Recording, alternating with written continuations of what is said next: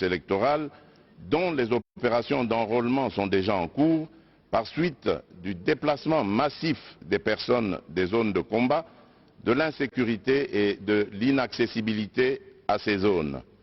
Il est donc impérieux que la communauté internationale s'implique davantage activement aux côtés de la République démocratique du Congo pour la restauration de la paix et de l'autorité de l'État dans cette partie du territoire national.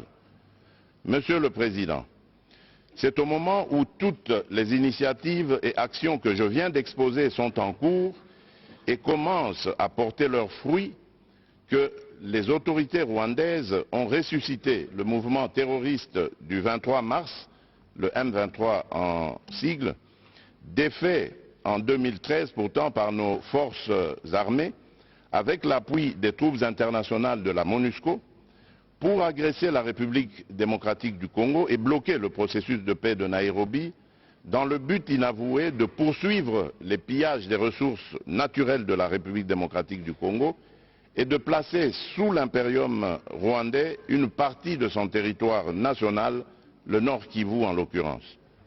C'est ici le lieu, une fois de plus, de dissiper toute équivoque et de porter un démenti cinglant aux allégations fallacieuses des dirigeants rwandais qui invoquent à qui veulent les entendre, d'une part, la prétendue collaboration entre officiers de l'armée congolaise et les commandants des forces démocratiques pour la libération du Rwanda, les FDLR, alors que j'ai changé le leadership de l'armée depuis plusieurs mois, et d'autre part, le discours de la haine tribale contre les populations dites rwandophones qui seraient persécutées ou, pis encore, menacées de génocide en République démocratique du Congo, et cela pour justifier leurs crimes dans mon pays et obtenir la mansuétude de certains pays.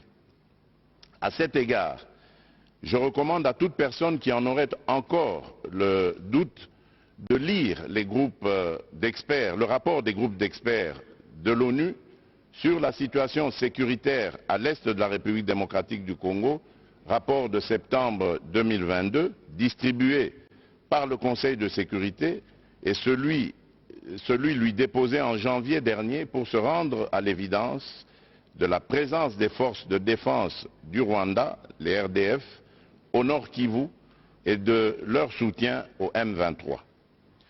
Quant au discours de haine contre nos compatriotes Tutsis congolais, mon gouvernement reste ferme contre tout individu ou groupe d'individus qui tiendrait un tel discours et réitère sa demande à toute personne, organisation ou partenaire extérieur de le dénoncer.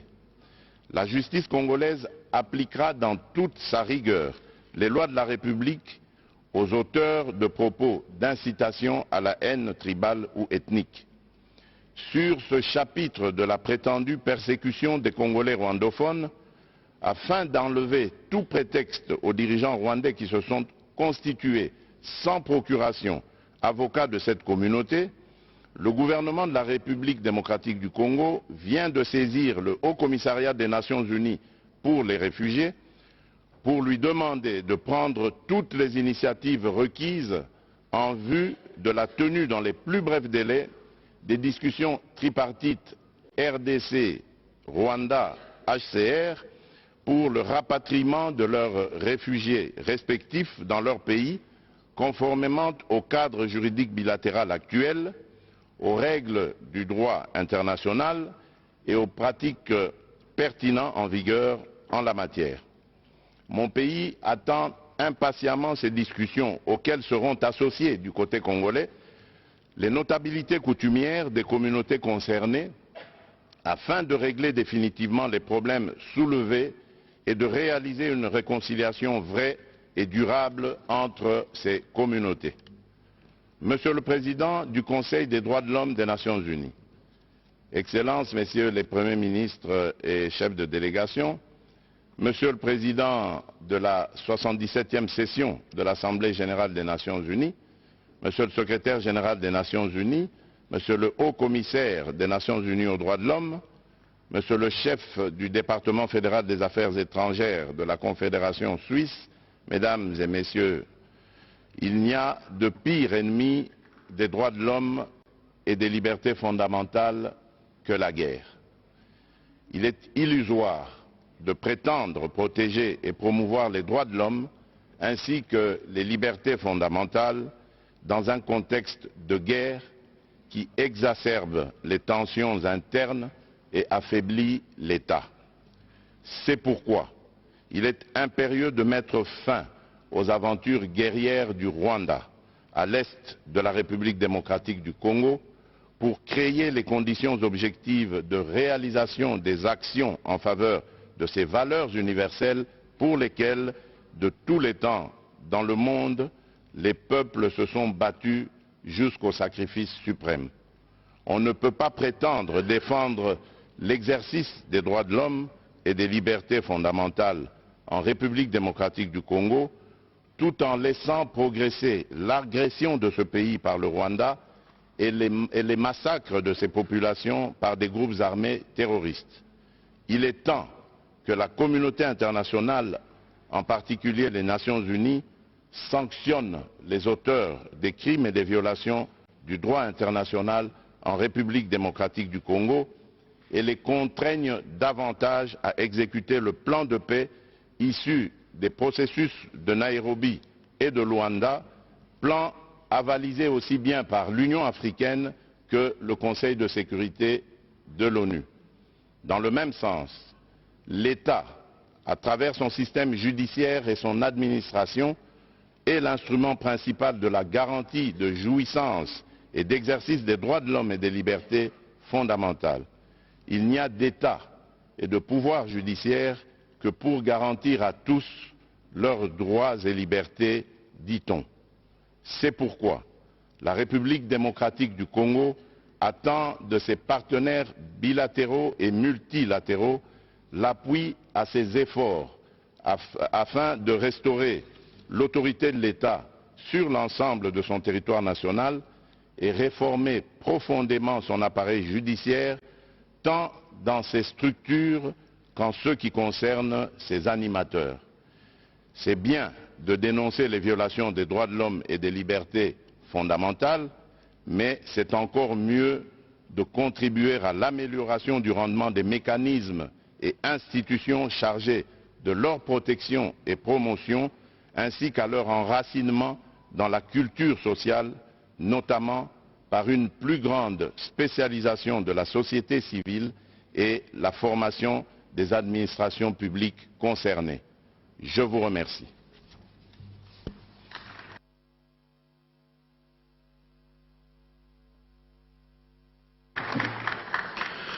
Merci à vous, Monsieur le Président. And now let me invite... Je vais demander au président du Monténégro, son Excellence Milo Đukanović, de bien vouloir... Du Conseil des droits de l'homme à Genève, le président de la République qui a mis 20 minutes exactement pour faire l'état des lieux de la situation des droits de l'homme en République démocratique du Congo. Occasion pour lui de démontrer clairement, avec preuve, tout ce que le Rwanda fait subir à la République démocratique du Congo. Guillaume Modimola, je vous ai vu prendre note. Est-ce que rapidement on peut survoler les grandes lignes de ce grand oral du chef de l'État, Félix Antoine Tshisekedi Tshilombo? Merci Giscard Koussema. Je retiens une phrase ou une citation très importante du président Félix Antoine Tshisekedi où il dit « Il n'y a de pire ennemi des droits de l'homme et des libertés publiques et des libertés fondamentales qu'est la guerre. Il faut que les guerres cessent pour que les droits humains soient directement, pour que les êtres humains jouissent directement de leurs droits.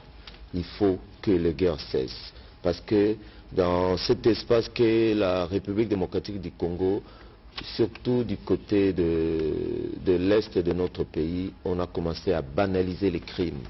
Il y a eu tellement de tueries, c'est comme ça qu'on voit les populations descendre souvent dans les rues pour réclamer plus de justice, plus de garanties des droits fondamentaux. Et le président de la République n'a pas cessé de dire que tout ceci bloque notre progression, parce que tout ceci bloque la progression de la République démocratique du Congo pour l'accession de ces pays dans tous ses droits fondamentaux. Merci Guillaume Modimola. Nous rappelons que le président de la République, Félix-Antoine Tshisekedi Tshilombo, est arrivé dans la nuit de ce dimanche à Genève. Et là, il vient de prendre la parole devant les conseils de droits de l'homme qui s'est réuni en sa 52e session à Genève. Et il est le tout premier à s'exprimer dans ce qu'on appelle le segment des très hauts niveaux. Une occasion unique et spéciale pour lui de faire le plaidoyer de son pays par rapport à toute la situation que nous sommes en train de vivre. Le président de la République a commencé par rappeler tous les efforts qu'il fournit depuis son avènement à la magistrature suprême pour changer la donne dans le domaine des droits de l'homme. Il a dit que ce sont des faits avérés et vérifiables. D'abord, il a parlé de la fermeture de tous les lieux de détention illégaux qui existaient pour essayer d'humaniser notre système pénitentiaire. Il a parlé également de la libéralisation des activités publiques, des prises de parole aujourd'hui. Kinshasa, tout celui qui veut organiser une manifestation l'a fait. En 4 ans de ce premier mandat, aujourd'hui, nous mettons quiconque au défi de pouvoir nous montrer Kinshasa avec ses 20 millions d'habitants, jamais paralysé par une situation de marche pacifique. C'est lui qui veut réunir ces 10, 15... exactement, on a vu des partis avec 100, 200, 300 de ces militants choisir n'importe quelle artère de la capitale pour manifester sans qu'il ne soit interdit. Le président de la République a parlé du retour au pays et sans condition de tous les exilés politiques. Cela est visible. La libération également de tous les détenus politiques. On a vu les Franck Diongo qui étaient en train de croupir dans la prison, les Diomindongala, considérés comme des détenus politiques, sont sortis des prisons. Les exilés politiques, Moïse Katumbi en est un, et tous les autres qui sont rentrés. Et donc ça, c'était des actions. Et puis, il est revenu sur son souhait par rapport à tout ce qui se passe à l'est de la République démocratique du Congo, la justice transitionnelle, parce que la justice va aussi avec la réparation. Oui. Il a plaidé... Une sorte de commission vérité et réconciliation. Exactement. C'est une justice qui n'a pas de juge, qui n'a pas de tribunaux en soi, mais ce sont le notable, les communautés, les responsables des communautés, les barzas, comme qui se voient et qui lavent leur linge sale en famille, comme ça a été fait en Afrique du Sud et ailleurs. Alors ici, le président de la République a également évoqué son souhait de créer une espèce de tribunal international pénal pour les crimes odieux qui se passent à l'est de la République démocratique du Congo et dont les acteurs sont connus et se pavanent souvent dans... ils vont bivouaquer dans tous ces pays qui sont en train de soutenir ces mouvements terroristes et principalement le Rwanda. Et pour la première fois, le chef de l'État a parlé de cette loi qui va finalement formaliser le fonds de réparation aux victimes. Et ça, on le sait que la distinguée première dame de Fonarève était très impliquée pour que cette loi soit enfin déposée au niveau de chambre du Parlement. En ce qui concerne le trafic d'êtres humains, il y a un mécanisme local interne effectivement qui permet de gérer ces genres il y a toute une coordination au niveau de la présidence de la République sur qui gère cette situation de trafic d'êtres humains. Ok. Et le président de la République ne pouvait pas ne pas ouvrir une fenêtre sur le Rwanda. Et là, on l'a senti dans son regard, dans les tons, dans sa prise de parole. Il a étayé clairement comment ce pays est en train de soutenir les mouvements terroristes du M23. Et pour ceux qui doutent de sa parole, ils peuvent au moins faire foi au rapport des experts des Nations Unies. C'est un rapport de septembre 2022. Il y a un autre qui est actualisé de janvier 2023. Alors si on peut douter du rapport du gouvernement congolais, au moins on peut faire foi à celui des experts des Nations Unies qui ont réuni justement ces conseils de droits de l'homme. Pour mettre fin au prétexte fallacieux de la présence des anciens rebelles rwandais, FDLR, comme si nous on était en intelligence. Oui, le Rwanda a souvent dit effectivement, lorsque le Congo était absent dans ce genre de réunions, lorsque le Rwanda prenait la parole, c'était pour dire la République démocratique du Congo utilise des FDLR. Alors là, nous allons dire les choses clairement. Les FDLR sont sortis du Rwanda en 1994. Nous sommes en 2023. À moins de me dire que ces FDLR avaient 1 an, c'était des bébés FDLR, mais sinon c'était des combattants. Quel âge devaient-ils avoir? Ce sont des immortels, en fait ces gens-là, ils résistent à l'âge, on peut dire qu'ils sont là et actifs. Donc c'est une génération appelée à disparaître. Donc s'ils existent, c'est des groupes résiduels. Et aujourd'hui, on n'a jamais vu des images pour voir, voilà, un responsable FDLR à parler dans tel ou tel média ou à mener telle action sur le Rwanda. Si c'est des actions qu'ils pouvaient mener, mais pour un territoire de quelques mètres carrés qui